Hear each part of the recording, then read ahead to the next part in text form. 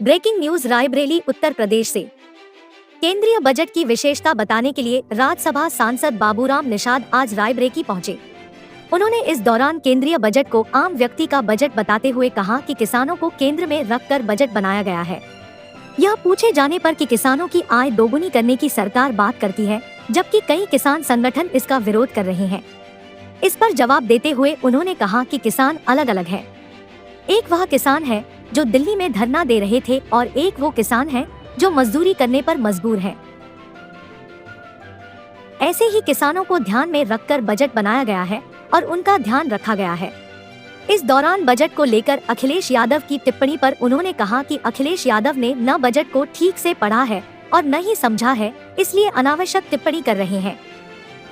R9 public news से ज्ञान प्रकाश तिवारी की खास रिपोर्ट।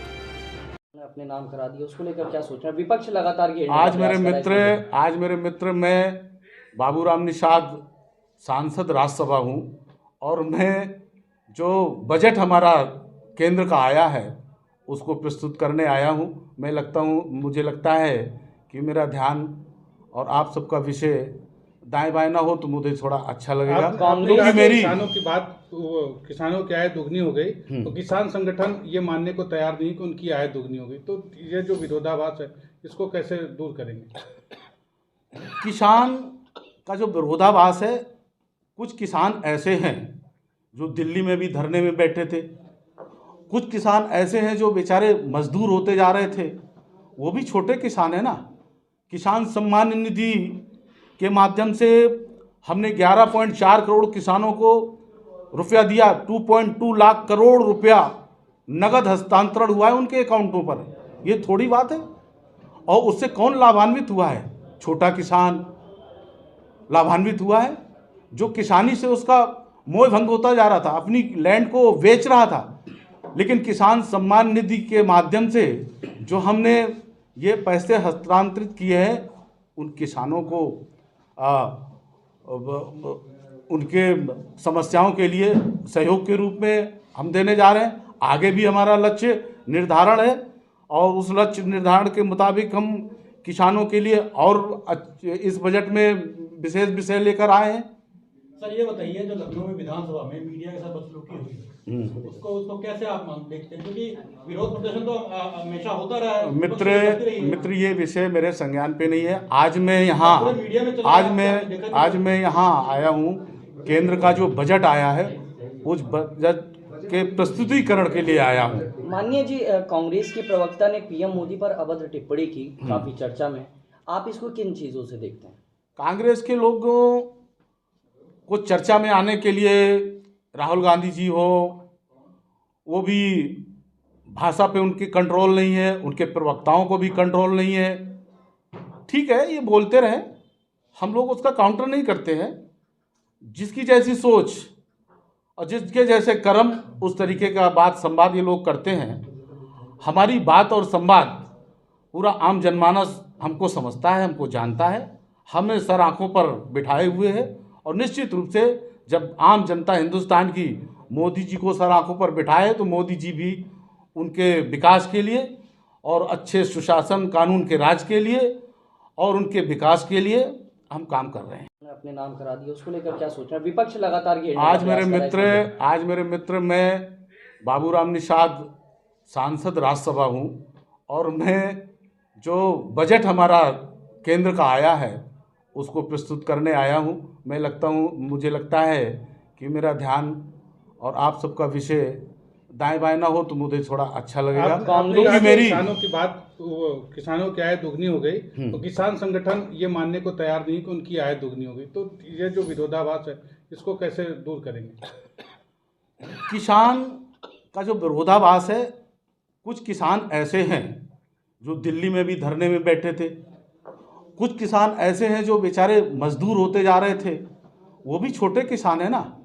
किसान सम्मान निधि के माध्यम से हमने 11.4 करोड़ किसानों को रुपया दिया। 2.2 लाख करोड़ रुपया नगद हस्तांतरण हुआ है उनके अकाउंटों पर। ये थोड़ी बात है। और उससे कौन लाभान्वित हुआ है? छोटा किसान लाभान्वित हुआ है, जो किसानी से उसका मोह भंग होता जा रहा था, अपनी लैंड को बेच रहा था। लेकिन किसान सम्मान निधि के माध्यम से जो हमने ये पैसे हस्तांतरित किए हैं उन किसानों को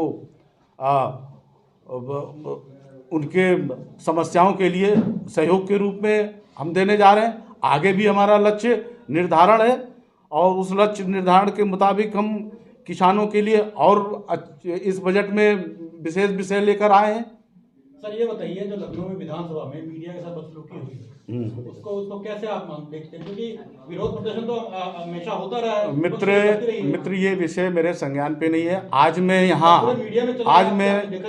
यहाँ आया हूँ, केंद्र का जो बजट आया है उस बजट के प्रस्तुतिकरण के लिए आया हूँ। माननीय जी, कांग्रेस के प्रवक्ता ने पीएम मोदी पर अभद्र टिप्पणी की काफी चर्चा में, आप इसको किन चीजों से देखते हैं?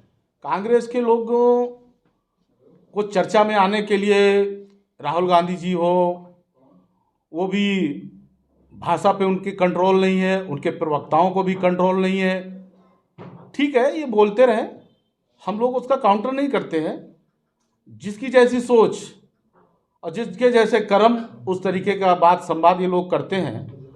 हमारी बात और संवाद पूरा आम जनमानस हमको समझता है, हमको जानता है, हमें सर आंखों पर बिठाए हुए है और निश्चित रूप से जब आम जनता हिंदुस्तान की मोदी जी को सर आंखों पर बिठाए तो मोदी जी भी उनके विकास के लिए और अच्छे सुशासन कानून के राज के लिए और उनके विकास के लिए हम काम कर रहे हैं। आज केंद्र की योजना के अनुरूप और मैं आज यहाँ प्रधानमंत्री आदरणीय नरेंद्र मोदी जी के नेतृत्व में जो हमारी वित्त मंत्री जी ने बजट प्रस्तुत किया है, उसी बजट के बारे में आप सबको बताने आया हूँ। आज़ादी का ये अमृत महोत्सव है। ये बजट बहुत ऐतिहासिक है। अमृत काल के पहले वर्ष का ये बजट है। ये बजट देश को उन्नति की ओर ले जाना, देश को और तेज गति से बढ़ाने के लिए, देश में और विकास को गति देने के लिए, और ये बजट सामाजिक रूप से जो पिछड़े, अति पिछड़े, आदिवासी, वनवासी और विश्वकर्मा वर्ग से संबंधित जो भाई बहन हैं, उनके हित के लिए, किसानों के लिए, नौजवानों के लिए, महिलाओं के लिए और देश में कृषि के लिए, सहकारिता के लिए, मछुआरों के लिए, ऐसा ये एक बहुत बड़ा बजट आया है। ये बजट